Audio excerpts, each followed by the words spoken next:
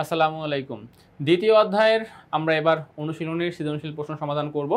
তো আমাদের এবারের টার্গেট হচ্ছে অনুশীলনীর প্রথম যে সৃজনশীল প্রশ্নটি, সেই সৃজনশীল প্রশ্নটি সমাধান করা। তো তাহলে চলো শুরুতে আমরা একটু প্রশ্নটা বুঝে নেই যে আমাদেরকে উদ্দীপক হিসেবে কি কি দেওয়া হচ্ছে, কি কি জিনিস দেওয়া হচ্ছে বা কি কি চিত্র আমাদের কাছে উপস্থাপন করা হচ্ছে এবং তার সাথে প্রশ্নগুলো কি কি থাকছে আর কি। আচ্ছা, সো আমরা দুইটা বিকার দেখতে পাচ্ছি বা দুইটা পাত্র দেখতে পাচ্ছি।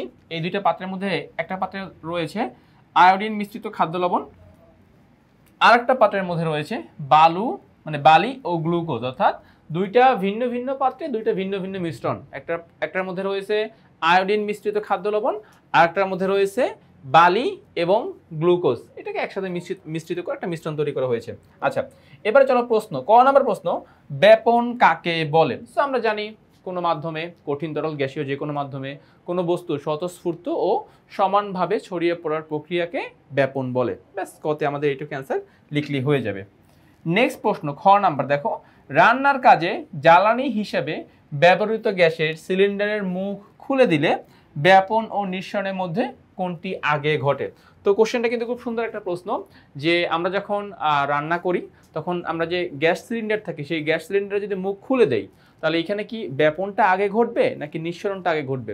যদিও তোমাদেরকে আসলে ব্যাপন এবং নিঃসরণ জিনিসটা কিন্তু অনেকটা কাছাকাছি, বাট কাছাকাছি হলেও দুইটা জিনিস কিন্তু একদমই এক না, ডিফারেন্ট, বাট এদের মধ্যে সম্পর্ক রয়েছে। সো আমরা এখন সেই বিষয়গুলোই আগে এখন বোঝার চেষ্টা করব। আচ্ছা দেখো, যেটা বলতেছে যে আমরা ব্যাপন মানে কি, ব্যাপন মানে কোনো একটা বস্তুর এক জায়গা থেকে আরেক জায়গায় ছড়িয়ে পড়া।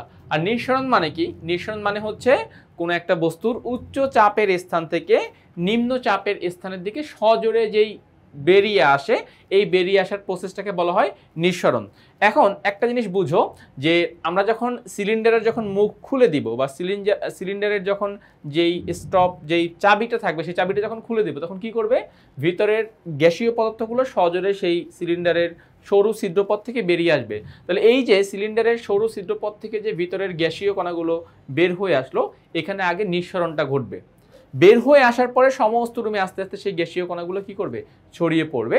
অর্থাৎ ফার্স্টে হবে নিঃসরণ, মানে কি সিলিন্ডারের সরু ছিদ্রপথ থেকে গ্যাসীয় কণাগুলো আগে বের হবে, এরপরে হবে ব্যাপন, অর্থাৎ সেই গ্যাসীয় কণাগুলো রুমের চারদিকে আস্তে আস্তে বা আস্তে ধীরে ছড়িয়ে পড়বে। ঠিক আছে, ওকে ফাইন।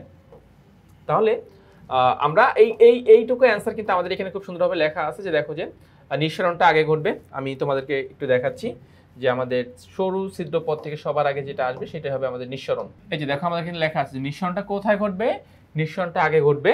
আচ্ছা, এরপরে কি হবে, এরপরে ঘটবে আস্তে আস্তে ব্যাপন। এই যে ব্যাপনের ঘটনাটা পরে ঘটবে। তো নিঃসরণটা আগে হবে, ব্যাপনটা পরে হবে। সো আমরা এইটুকু জিনিস ক্লিয়ারলি বুঝতে পেরেছি। ওকে, এবারে যাচ্ছি আমরা আমাদের এই সৃজনশীলের গ নাম্বার প্রশ্নে। গ নাম্বার প্রশ্নে কি বলেছে দেখো, যে তাপমাত্রা বাড়াতে থাকলে উদ্দীপকের কোন পদার্থটি সবার আগে বাষ্পীভূত হবে? অর্থাৎ এখানে চারটা পদার্থ আছে, ঠিক আছে, দুইটা মিশ্রণে আমরা চারটা ভিন্ন ভিন্ন রকমের পদার্থ পাচ্ছি। প্রথম পাত্রে কি কি পাচ্ছি? প্রথম পাত্রে পাচ্ছি আমরা আয়োডিন আর খাদ্য লবণ। খাদ্য লবণের সঙ্গে কি, সোডিয়াম ক্লোরাইড। তাহলে প্রথম পাত্রে কোন দুটো জিনিস পাওয়া যাচ্ছে? আয়োডিন পাওয়া যাচ্ছে আর খাদ্য লবণ হিসেবে সোডিয়াম ক্লোরাইড পাওয়া যাচ্ছে। দ্বিতীয় পাত্রে কি থাকতেছে? বালি। বালি মানে কি বলতো? Silicon dioxide. বালি মানে কি? Silicon dioxide. গ্লুকোজ মানে হচ্ছে C6H12O6, C6H12O6। তাহলে একটার মধ্যে আচ্ছা, আমরা এটাকে একটু এই দিকে দেখাই। দেখো, গ্লুকোজকে লিখতে পারি এরকম C6H12O6, এটা আমাদের গ্লুকোজের সংকেত। ফাইন, তাহলে এখন এই চারটা পদার্থ, বালি মানে সিলিকন ডাইঅক্সাইড, গ্লুকোজ মানে C6H12O6, আয়োডিন মানে I2, আর খাদ্য লবণ সোডিয়াম ক্লোরাইড। তাহলে আমি এখন কথা হচ্ছে এদেরকে তাপ প্রদান করব। এদেরকে তাপ প্রদান করলে কোন পদার্থটি সবার আগে বাষ্পীভূত হবে, এইটাই হচ্ছে কোশ্চেন। আচ্ছা, তো চলো আমরা এখন এটার অ্যান্সারটাকে একটু ভালোভাবে বোঝার চেষ্টা করি। প্রথম কথা হচ্ছে, এখানে যে চারটা পদার্থ রয়েছে এই চারটা পদার্থের তিনটা পদার্থই তিনটা অবস্থা দেখাতে পারে। কোন তিনটা পদার্থ আমি যদি একটু মার্ক করি, সোডিয়াম ক্লোরাইড। সোডিয়াম ক্লোরাইডের কঠিন অবস্থা আছে, তরল অবস্থা আছে, গ্যাসীয় অবস্থা আছে। তারপরে সিলিকন ডাইঅক্সাইড, ঠিক আছে, কঠিন, তরল, গ্যাসীয়। তারপরে গ্লুকোজ, কঠিন, তরল, গ্যাসীয়। তাহলে এই তিনটা পদার্থই কিন্তু কঠিনকে তাপ দিলে তরলে পরিণত হবে, তরলকে তাপ দিলে সেটা গ্যাসীয় অবস্থায় রূপান্তরিত হবে। ফাইন, আমরা এটুকু মোটামুটি বুঝতে পেরেছি। তাহলে ঝামেলাটা বা প্রবলেমটা কাকে নিয়ে? প্রবলেমটা হচ্ছে আয়োডিনকে নিয়ে। প্রবলেম বলবো না, মানে আয়োডিনের ক্ষেত্রে তোমার কোনো তরল অবস্থা নেই। আয়োডিন একটা ঊর্ধ্বপাতিত পদার্থ, ঊর্ধ্বপাতিত পদার্থের কোনো তরল অবস্থা থাকে না। এবারে তুমি ধরো এই ক পাত্রের নিচেও তাপ দিতে থাকলা, এরকম ধরো আমরা আগুন দিয়ে এরকম তাপ দিব ক পাত্রের নিচে কোনো একটা শিখা দিয়ে, এবং খ পাত্রের নিচেও আমরা আগুন জ্বালিয়ে এরকম তাপ প্রদান করব। তো যদি আমরা তাপ প্রদান করি, এবার দেখো সিলিকন ডাইঅক্সাইড এবং গ্লুকোজ এদেরকে তাপ দিলে কঠিন থেকে এরা কিসে পরিণত হবে? তরলে। কেননা এদের তো তরল অবস্থা আছে, তাহলে কঠিনকে তাপ দিলে তরলে পরিণত হবে, তরলকে তাপ দিলে সেটা বাষ্পে পরিণত হবে।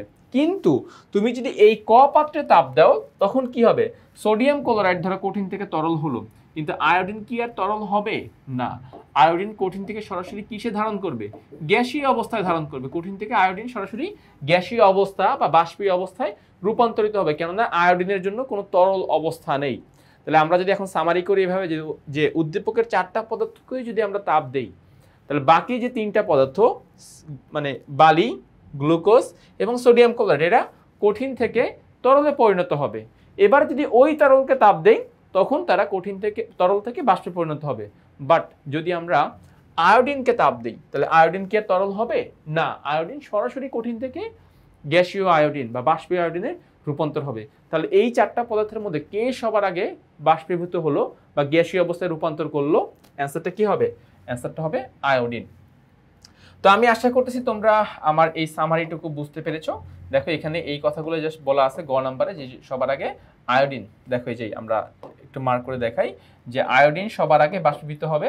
আয়োডিন বাদে অন্যান্য পদার্থগুলো শুরুতে তরল, এই যে শুরুতে তরল যেটা বলছিলাম, কঠিনকে তাপ দিলে তরল এবং আরও তাপ প্রদান করলে এরপরে তারা বাষ্পীভূত হবে। বাট আয়োডিন কিন্তু এই যে দেখো এই আয়োডিন কি একটা ঊর্ধ্বপাতিত পদার্থ। তো আয়োডিন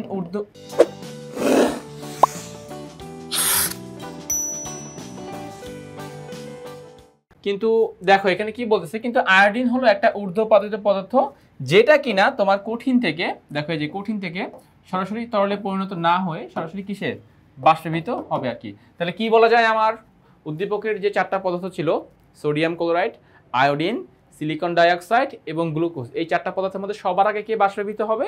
আয়োডিন সবার আগে বাষ্পীভূত হবে। কেন সে সবার আগে বাষ্পীভূত হচ্ছে? ঊর্ধ্বপাতিত পদার্থ হওয়ায় তার তরল অবস্থা হবে না, সে কঠিন থেকে সরাসরি বাষ্পীভূত পদার্থে পরিণত হবে। ব্যাস, আমাদের গ এর প্রশ্নের অ্যান্সারও কমপ্লিট হয়ে গেল। ওকে, এবারে যাব আমরা আমাদের ঘ এর প্রশ্নে। তো দেখো আমাদের ঘ এর প্রশ্নে কি বলেছে এখানে, দেখো ঘ এর প্রশ্নে বলতেছে যে ক পাত্রের উপাদান ও খ পাত্রের উপাদানগুলোকে পৃথকীকরণে একই পদ্ধতির ব্যবহার সম্ভব কিনা যুক্তিসহ বিশ্লেষণ করো। তার মানে আমার এইখানে 2টা পাত্র আছে, ক পাত্র এবং খ পাত্র। এই ক পাত্রের উপাদান এবং খ পাত্রের উপাদান পৃথক করার ক্ষেত্রে আমরা কি একই প্রসেস ফলো করব কিনা, এইটাই আসলে মূল কোশ্চেন। আচ্ছা, সো এখানে আমরা এখন যাবো এটার অ্যান্সারে। তো প্রথম যেটার অ্যান্সারটা হচ্ছে না। মানে না বলতে কি বুঝাচ্ছি, যে না বলতে বুঝাচ্ছি যে ক পাত্রের উপাদান এবং খ পাত্রের উপাদান পৃথকীকরণের ক্ষেত্রে আমরা একই পদ্ধতি অবলম্বন করব না। যেহেতু 2টা পাত্রে মানে ক পাত্র এবং খ পাত্রে ভিন্ন ভিন্ন পদার্থের মিশ্রণ রয়েছে, সেক্ষেত্রে আমরা একটা পাত্রের জন্য এক রকম প্রসেস আমরা ফলো করব। ঠিক আছে? আচ্ছা, তো এখানে দেখো, এখানে ফার্স্টে বলতেছে আমরা একটু সুন্দর মতো লিখে দেই, মানে দেখাচ্ছি তোমাদেরকে। দেখো যে ক পাত্রের উপাদান ও খ পাত্রের উপাদানগুলোকে পৃথকীকরণে একই পদ্ধতির ব্যবহার সম্ভব নয়। এখানে আরো একটা জিনিস মেনশন করে দিচ্ছি, দেখো ক পাত্রের জন্য আমরা কি ফলো করতেছি? ক পাত্রের জন্য আমরা ফলো করতেছি ঊর্ধ্বপাতন প্রক্রিয়া। এখন ক পাত্রের জন্য কেন ঊর্ধ্বপাতন প্রক্রিয়া ফলো করা হচ্ছে? তার মূল কারণ ক পাত্রের মধ্যে ঊর্ধ্বপাতিত পদার্থ রয়েছে, আয়োডিন রয়েছে। সো আমরা আয়োডিন যেহেতু ঊর্ধ্বপাতিত পদার্থ, তাহলে এখানে আমরা ঊর্ধ্বপাতন প্রসেসটা ফলো করে আয়োডিন এবং সোডিয়াম ক্লোরাইড এদেরকে পরস্পর থেকে পৃথক করতে পারবো। এবং খ পাত্রের জন্য আমরা কি ফলো করব? খ পাত্রের জন্য আমরা ফলো করব আরেকটা প্রসেস যার নাম হচ্ছে পরিস্রাবণ। কি বলো তার নাম? পরিস্রাবণ। সো ক পাত্রের জন্য আমরা ফলো করতেছি ঊর্ধ্বপাতন প্রক্রিয়া, আর খ পাত্রের জন্য আমরা ফলো করব পরিস্রাবণ প্রক্রিয়া। এবারে আসো আমরা এখন এই 2টা প্রসেস সম্পর্কে একটু বিস্তারিতভাবে জানার চেষ্টা করব, যে পরিস্রাবণ প্রক্রিয়াটা আসলে কি, ঊর্ধ্বপাতন প্রক্রিয়াটা আসলে কি। এখন এই বিষয়গুলোই আমরা এখন জানার চেষ্টা করব। ফাইন, এবারে আসো আমরা এই চিত্র থেকে আসলে একটু শিখবো সহজে ঊর্ধ্বপাতন প্রক্রিয়াটা কিভাবে কাজ করে।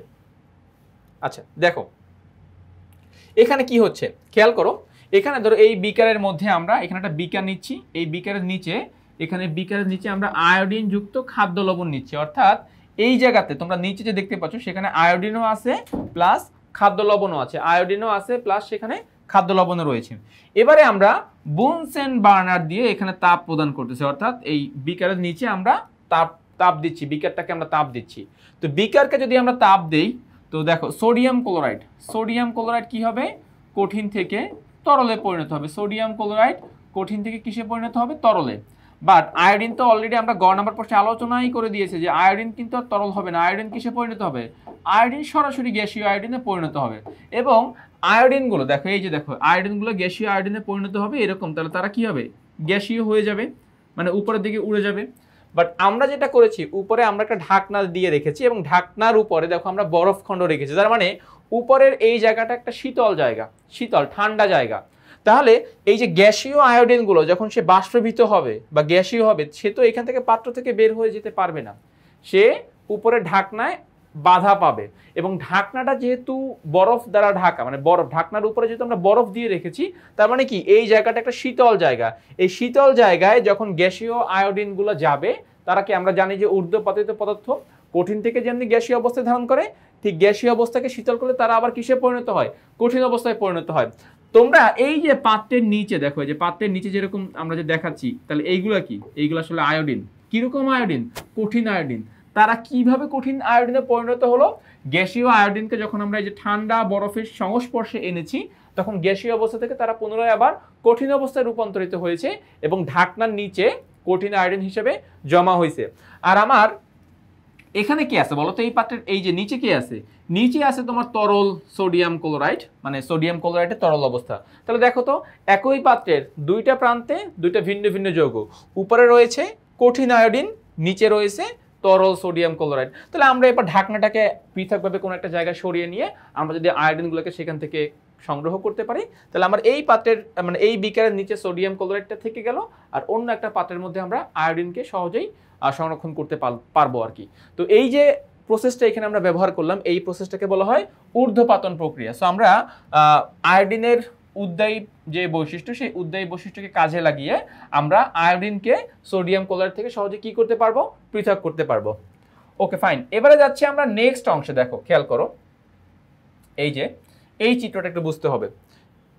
এখানে আমরা আরেকটা প্রসেস ফলো করতেছি, যেই প্রসেসের নাম হচ্ছে পরিস্রাবণ প্রক্রিয়া।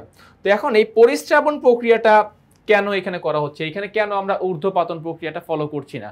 প্রথম কথা হচ্ছে বালি বা গ্লুকোজ এদের কেউই কিন্তু উদ্বায়ী পদার্থ না বা ঊর্ধ্বপাতিত পদার্থ না। তার মানে তুমি আগে যেই প্রসেসটা এখানে সম্পন্ন করেছো, সেখানে এটা কিন্তু এখানে তুমি সেই প্রসেসটা আর সম্পন্ন করতে পারবা না, বালু এবং গ্লুকোজের কথা যদি আমরা চিন্তা করি।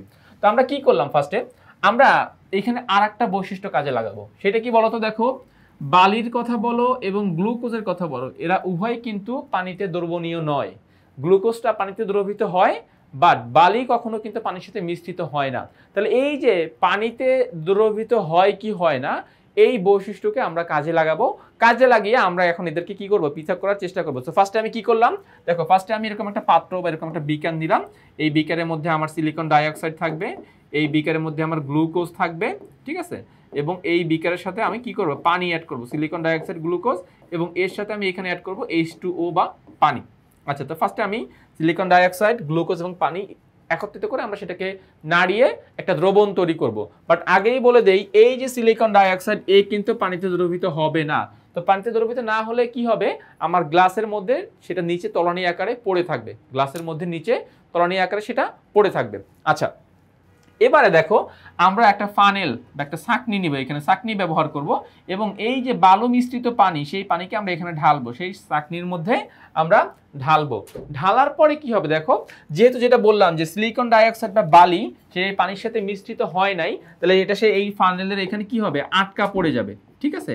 এই যে ফানেল আকৃতির যে ছাঁকন প্রসেসটা রয়েছে, সেখানে সে আটকা পড়ে যাবে।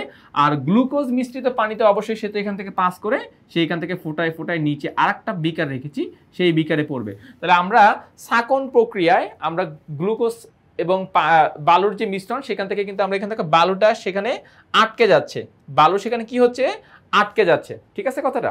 আচ্ছা, গেল। এরপরে দেখো এরপরে কি হবে, এরপর আচ্ছা এটা রশ্মিকার দিয়ে দেই, বালি হবে। ওকে, এরপরে কি হবে, তাহলে আমার এখান থেকে আমরা বালিটাকে পৃথক করে ফেললাম। আমার এই যে নিচের বিকার দেখতে পাচ্ছ, এই বিকারের মধ্যে কে কে আছে, এই বিকারের মধ্যে আছে গ্লুকোজ মিশ্রিত পানি, গ্লুকোজ মিশ্রিত পানি। এবারে আমরা যেই কাজটা করব, এবারে আমরা এখানে তাপ প্রদান করব। তো দেখো এরপরে তাপ প্রদান করা হলে কি হবে, এখানে এই পাত্রের মধ্যে পানি এবং গ্লুকোজ রয়েছে, তো উভয়ের স্ফুটনাঙ্ক কিন্তু সেম না। আমরা জানি পানির স্ফুটনাঙ্ক হচ্ছে প্রায় 100 ডিগ্রি সেলসিয়াস তাপমাত্রায় পানি বাষ্পে পরিণত হয়, বাট গ্লুকোজের কত, গ্লুকোজের প্রায় 410 ডিগ্রি সেলসিয়াস, তাহলে উভয়ের স্ফুটনাঙ্ক সেম না। তো যদি তুমি তাপ প্রদান করো, এই পাত্রের তাপমাত্রা যখন 100 ডিগ্রি সেলসিয়াস তাপমাত্রায় পৌঁছাবে, তখন কিন্তু পানিগুলো আস্তে আস্তে সেখান থেকে কি হয়ে যাবে, বাষ্পীভূত হতে শুরু করবে। বাট গ্লুকোজের স্ফুটনাঙ্ক তো অনেক বেশি, 400-র কাছাকাছি বা 400-র উপরে, তো তখন কিন্তু গ্লুকোজ সেখান থেকে বাষ্পীভূত হবে না। তাহলে আমরা এখানে স্ফুটনাঙ্কের তাপমাত্রাকে কাজে লাগিয়ে পানি এবং গ্লুকোজটাকে পৃথক করে ফেলবো। আর পানিতে অদ্রবণীয় হয় যেহেতু, বালি যেহেতু পানিতে অদ্রবণীয়, তাহলে আমরা এখানে শাকন প্রক্রিয়ার মাধ্যমে আমরা সেখান থেকে বালুটাকে পৃথক করে ফেলবো। তাহলে ওভারঅল দেখো এই ছাঁকনিতে সেটা আটকে যাচ্ছে আর পানিটা বাষ্পীভূত হয়ে যাচ্ছে, এই পাত্রের নিচে তলানি আকারে কে থাকতেছে, আমার গ্লুকোজটা থেকে যাচ্ছে। তো দুইটা ভিন্ন ভিন্ন পাত্রে আমি বালুকেও পেলাম, বালিকেও পেলাম, আবার গ্লুকোজকেও পেলাম। Okay fine. তো আমাদের এখানে আসলে এই জিনিসগুলোরই মানে বর্ণনা করা হয়েছে। সো আমরা কিন্তু আমাদের ব্যাখ্যার মধ্যে সেই কথাগুলো তোমাদেরকে যেটা বললাম যে পানিতে দ্রবীভূত হবে বা পানিতে দ্রবীভূত হবে না, সো এই প্রসেসগুলো কিন্তু আমরা এখানে খুব সুন্দরভাবে ব্যাখ্যা করে দিয়েছি। সো তাহলে সামারি হিসেবে কি বলা যায়, যে উদ্দীপকের মিশ্রণ সমূহকে যে পৃথক করার জন্য একই পদ্ধতি অবলম্বন করা সম্ভব নয়, বরং দুইটা পাত্রের মানে ক এবং খ পাত্রের জন্য আমরা আলাদা আলাদা প্রক্রিয়া এখানে ব্যবহার করব। তো আশা করছি তোমরা এই প্রশ্নের বা এই সৃজনশীল প্রশ্নের অ্যান্সারটুকু প্রপারলি বুঝতে পেরেছো।